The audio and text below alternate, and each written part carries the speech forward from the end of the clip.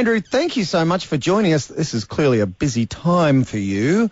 And obviously you are in the midst, I guess, of what we understand, negotiating the future of Jess and I guess where she takes her wares and her story and everything else. Is that fair to say? Oh, look, it's just, I guess, the key point to handle all of the inquiries and interest in Jess. But we're in no hurry. As we said, we'd certainly envisage this would happen, but there's no rush, obviously. She's just taking it easy for the first few weeks and finishing off the book, and then...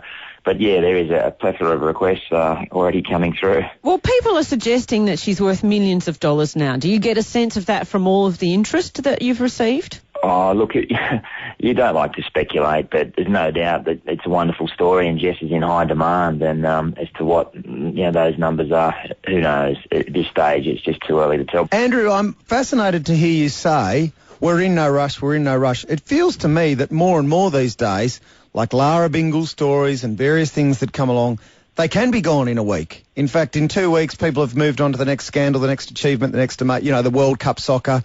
You're not at all concerned about the urgency of, I know one women's magazine has reportedly offered $250,000 to cover her 17th birthday tomorrow. They probably won't want to do that in a month, will they?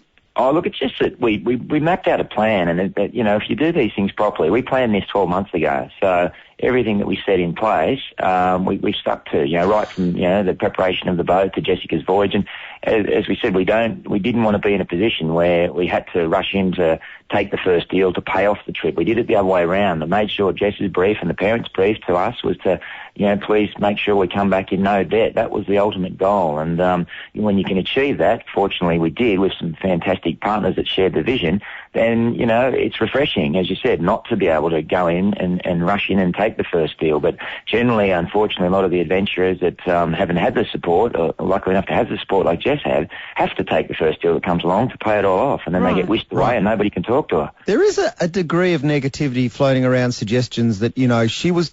Perhaps the motivations in the end weren't pure, the fact that she sat out there so she could arrive in prime time, for want of a better word.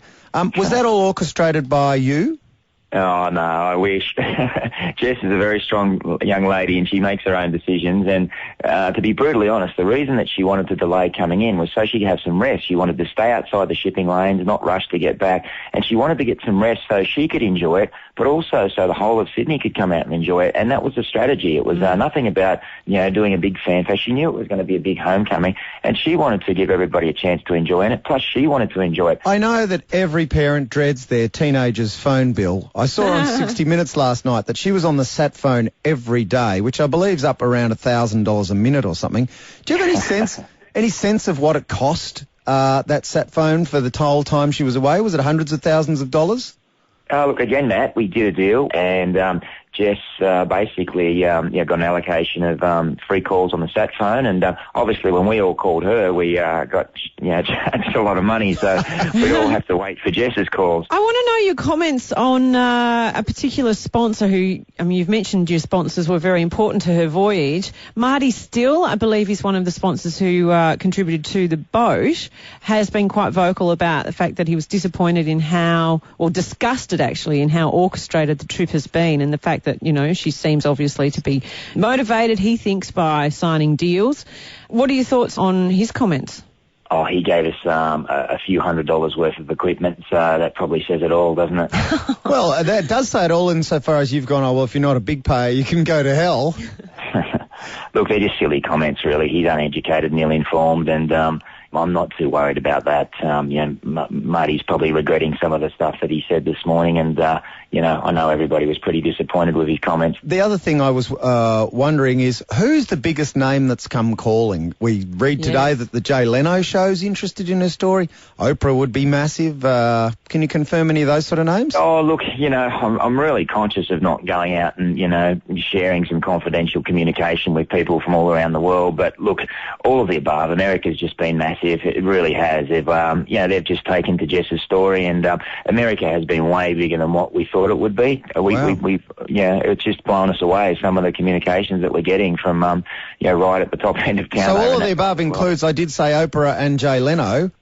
Bad line there, Matt. Bad line. Well, we look forward to seeing exactly where she goes from here. Could be world domination. Okay, well, thanks for your support. Thanks, Andrew.